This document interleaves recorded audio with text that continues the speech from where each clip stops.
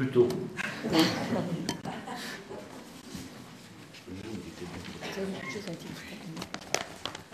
Alors en fait, on va d'abord vous dire quelques mots sur la présentation des foyers amis, parce que certains d'entre vous ne savent pas forcément ce que c'est et en entendent parler depuis hier.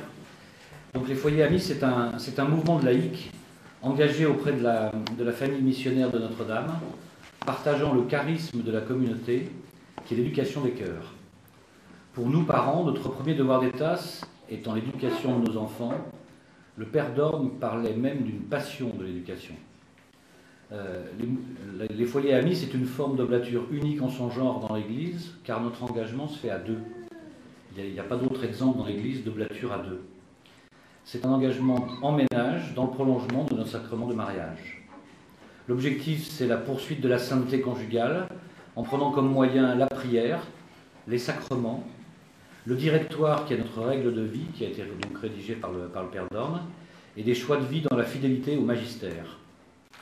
Le magistère, don de Dieu, si nous sommes animés par l'amour de l'Esprit Saint, nous recevons ces enseignements avec joie, avec confiance, car nous savons que le Christ nous parle en vérité et permet également à nos consciences de vivre dans cette vérité. Alors en étant foyer amis, nous faisons le choix de la foi, bien sûr, mais de l'obéissance à la foi. Plus nous serons dans l'obéissance à la foi, plus nous serons dans la vérité.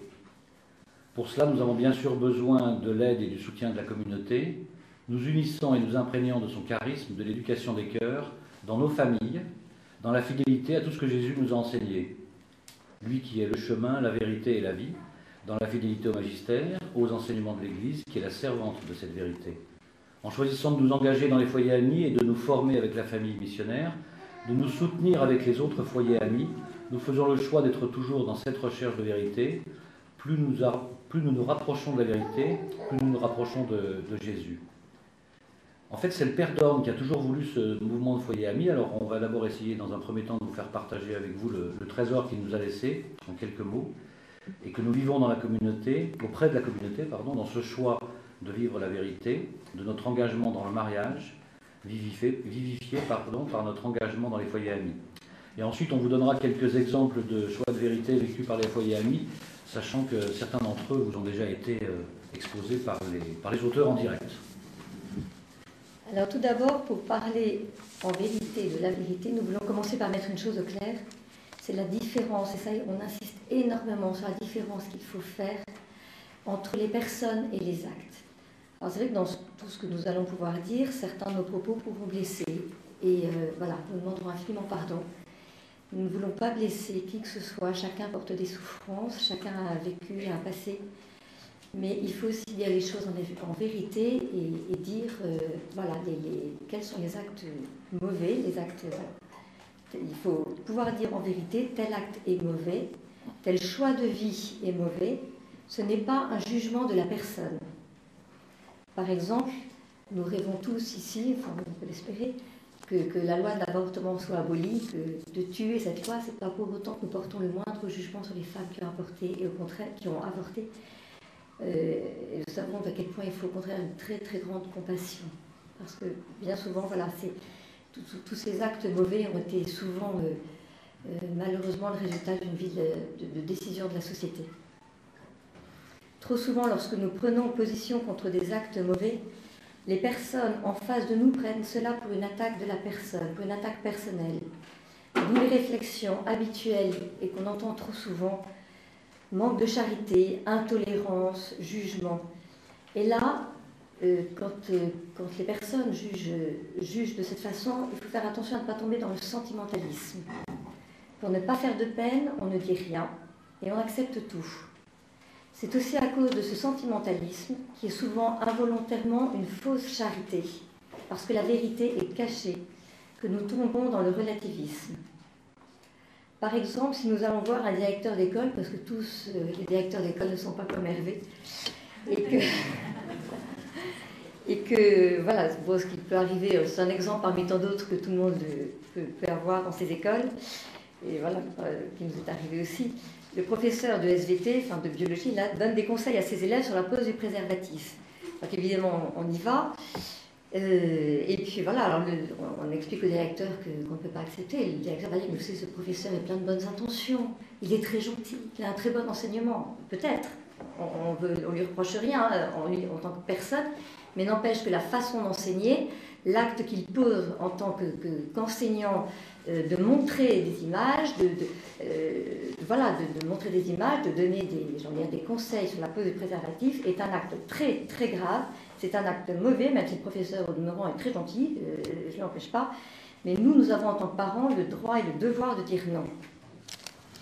Juste un petit écran publicitaire au milieu, là, pour vous dire que lorsqu'on a parfois de la difficulté à dire non, je vous conseille un livre qui est très très bien pour les vacances, qui s'appelle « Cessez d'être gentil, soyez vrai ».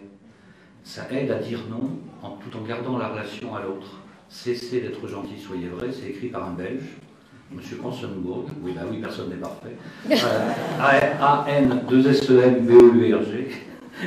Et vous trouvez ça sur Amazon, comme je le disais tout à l'heure, dans l'autre écran publicitaire, Gérard, ou à la FNAC. Alors, Arrêtez, vous avez marqué. Non, cessez d'être gentil, soyez vrai. Je fais un autre, alors puisque tu es dans les pubs, moi je fais une pub aussi encore pour Teenstar, voilà, toutes les méthodes Teenstar, dans lesquelles il y a toute une partie à la fin, un petit peu à la fin du programme qui se déroule sur l'année, où justement on apprend aux jeunes à dire non. Voilà, être capable de dire non, on les met en situation comment t'appelles ça, le truc de jeu, jeu de rôle, voilà, où voilà, vous êtes en groupe, on vous propose une soirée, vous savez qu'il va y avoir des trucs louches, etc., peut-être de la drogue, peut-être pire, etc. Acceptez, soyez responsable et apprenez à dire non. Vous êtes libre, donc soyez libre de dire non. Et nous aussi, en tant qu'adultes, on a notre liberté pour dire non.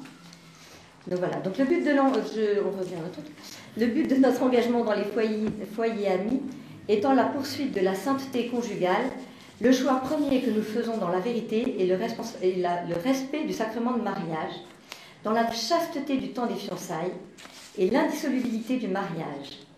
Or, de plus en plus, le sacrement de mariage est bafoué, le mariage en lui-même n'est plus respecté comme il devrait l'être.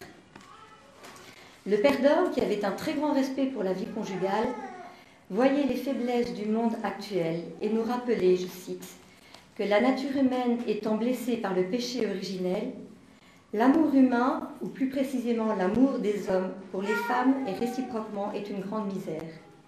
Mais il rajoutait avec une grande espérance, cela n'enlève rien au plan de Dieu sur les familles humaines, ni aux possibilités de purification, de régénération contenues dans la grâce du Christ, ni aux appels de Dieu à aller toujours plus en avant, à l'intérieur de chaque couple chrétien, dans la découverte de l'amour véritable, dans une ascension authentique. Ces mots du Père sur l'amour conjugal nous donnent un grand message d'espérance, pour autant aussi que nous disions la vérité.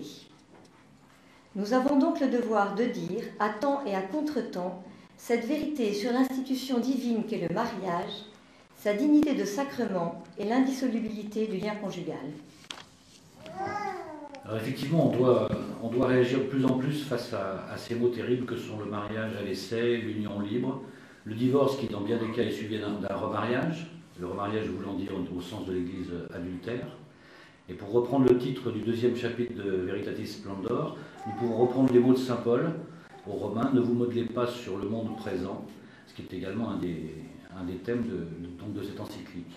Posons-nous la question, est-il plus important d'obéir à Dieu ou d'obéir aux hommes? Ça a été dit par le Père Bernard, est-il plus important de faire plaisir à Dieu ou de faire plaisir aux hommes? On peut tromper les hommes, mais on ne peut pas tromper Dieu. Il est dans toutes nos pensées, dans tous nos actes. Il y a quelques semaines, on était à la messe dans la campagne profonde, vraiment très profonde d'ailleurs, et pendant son homélie, le prêtre, plein de bon sens, a fait le rapprochement entre l'augmentation des unions libres et le divorce. Et il disait, au fur et à mesure que les couples vivent sans respect de la chasteté avant le mariage, nous voyons que le divorce prend de plus en plus d'ampleur. C'est bien la preuve, disait-il, que ce choix de vie est mauvais. C'est un peu on retombe dans le même lien entre contraception et avortement. Oui, même relation de cause à effet. Nous devons dire que tout cela n'est donc pas l'amour authentique et qu'il ne faut pas confondre le plaisir et le bonheur. Le plaisir est immédiat, il est facile, le bonheur se construit parfois lentement, nécessitant aussi bien sûr des sacrifices, parfois de très grands sacrifices. Et plus nous cherchons à vivre de la vérité que Jésus nous a révélée, plus il nous fait connaître ce bonheur.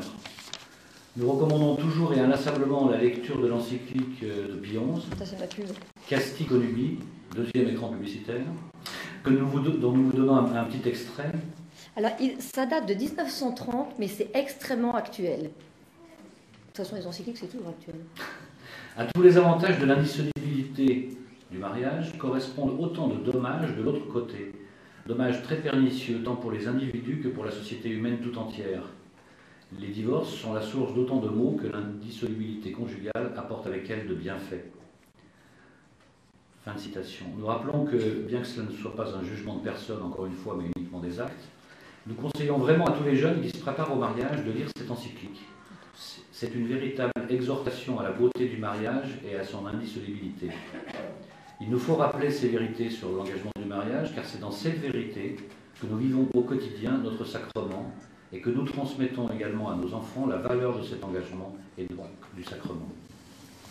Alors, avant de passer au témoignage des foyers amis, dont vous avez entendu en fait la plupart déjà en direct, alors nous étions aussi, François et Sylvaine, parler de cette homélie du cardinal Sarah, il y a 15 jours, aux ordinations de la communauté Saint-Martin, nous y étions parce que nous avons 2 fils qui sont séminaristes à la communauté Saint-Martin.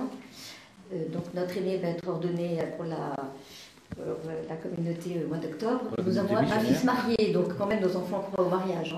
Il y en a quelques vocations, nos enfants croient encore au mariage, on a quand même un fils marié et papa. Donc voilà. C'est vrai que voilà, donc le cardinal Sarah a exhorté les ordonnés et les fidèles présents avec ses propos. Alors c'est pas le même passage, hein, mais comme quoi vous pouvez retrouver cette homélie sur Internet. Elle est très riche pour tout le monde.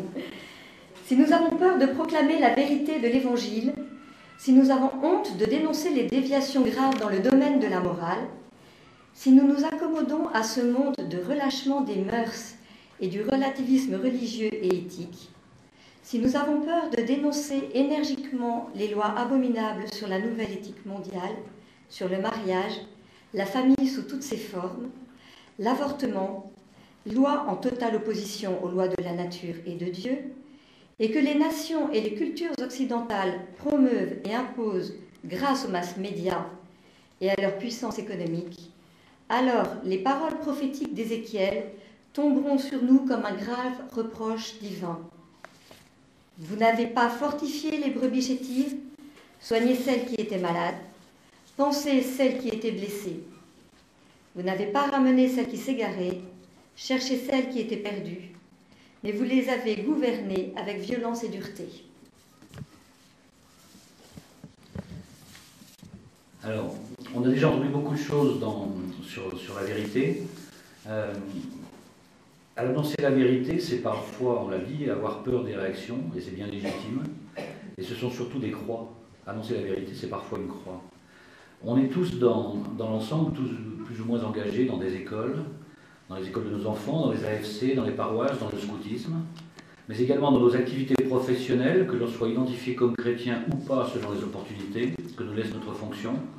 Et comme je le disais tout à l'heure ce matin, sans faire de prosélytisme, mais en témoignant avec discernement. Finalement, il y a certains moments où il faut donner clairement la position de l'Église, ce que l'on croit, et celle que nous voulons vivre. Alors les quelques exemples que l'on va aborder, c'est aussi pour que tout le monde prenne conscience qu'on n'est pas les seuls, et qu'il est important entre nous de nous soutenir, de partager les épreuves qu'on peut rencontrer, de savoir nous appuyer les uns sur les autres, pour prendre parfois des forces nécessaires, pour nous retrousser les manches et aller au charbon. Alors, en reprenant donc une partie des témoignages qui ont été donnés, tout à l'heure Paul a parlé de l'origine de l'installation de son cabinet. Ça tombe bien parce qu'on avait retrouvé un passage que vous nous avez décrit il y a quelques années sur effectivement le fait que c'est la combinaison de la retraite que vous avez faite avec Béatrice et des prêtres et des médecins qui vous ont conduit à prendre ces décisions courageuses, puisque vous disiez que d'une part elle s'appuie sur des raisons médicales et que d'autre part elle s'appuie sur l'enseignement de l'Église.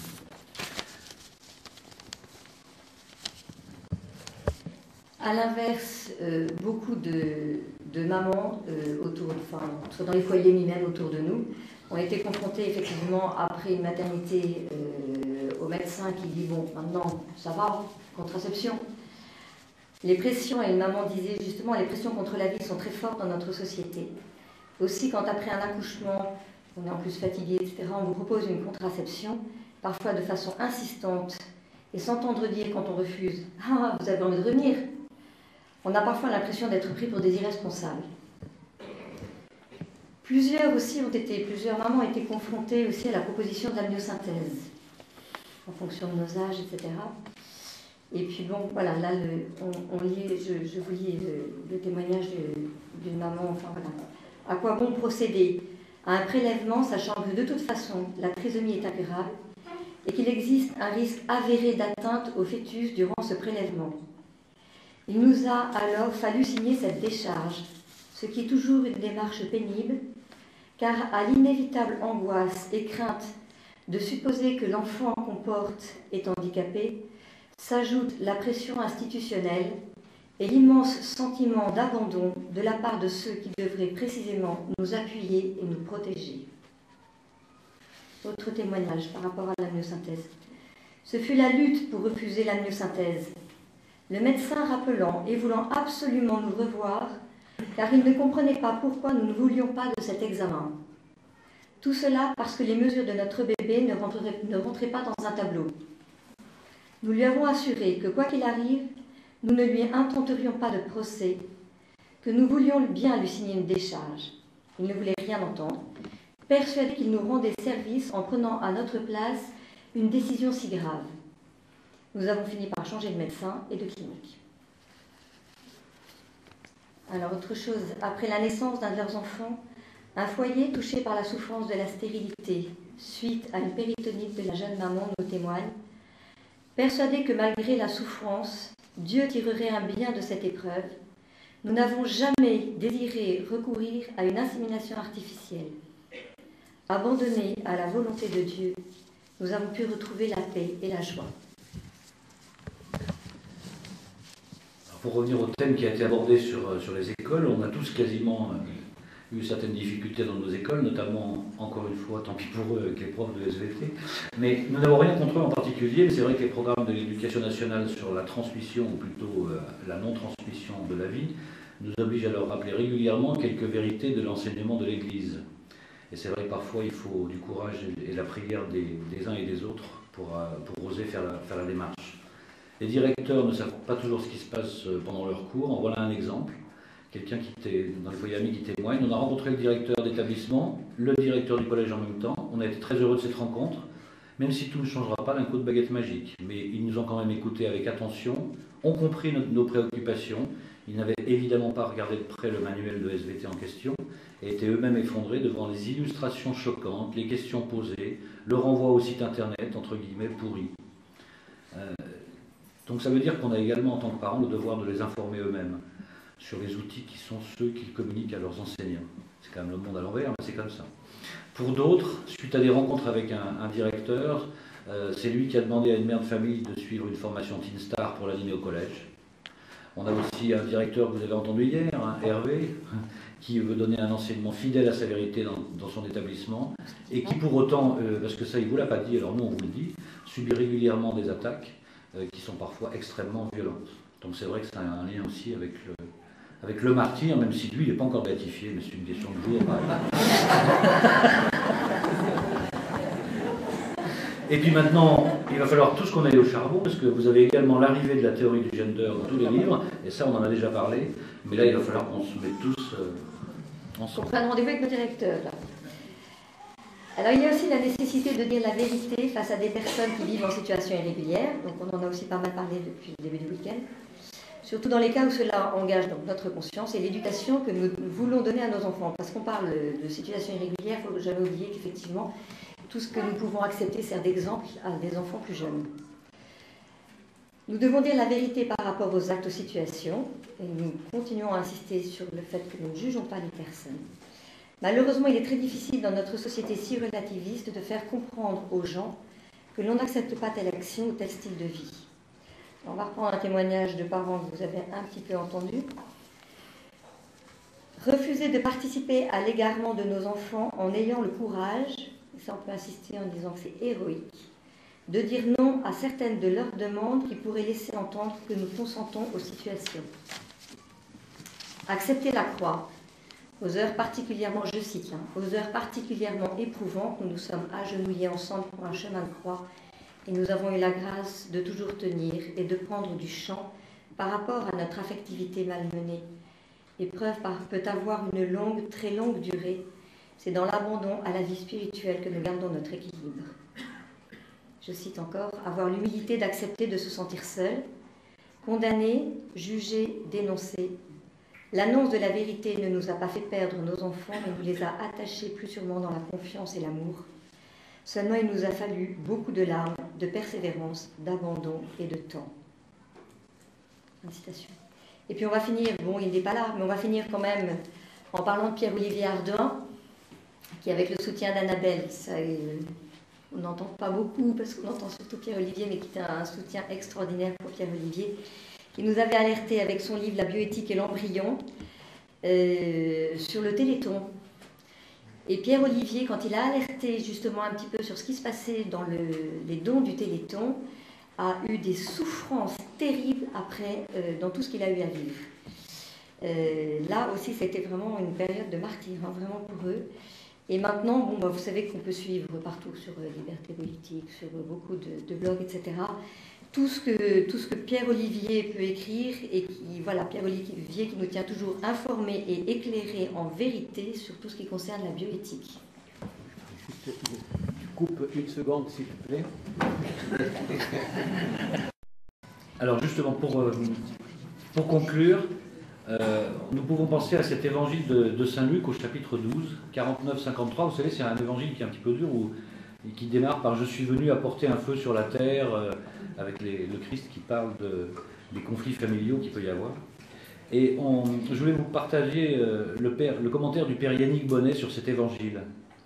Le père Yannick Bonnet, j'en ai parlé un tout petit peu ce matin. En fait, pour ceux qui ne le savent pas, c'est quelqu'un d'assez extraordinaire au sens propre du terme. Il sort de l'ordinaire puisqu'il est à la fois prêtre, polytechnicien, ancien DRH, père de famille et grand-père. Il a été ordonné une fois qu'il était veuf, bien sûr. Donc, il faut le préciser quand même.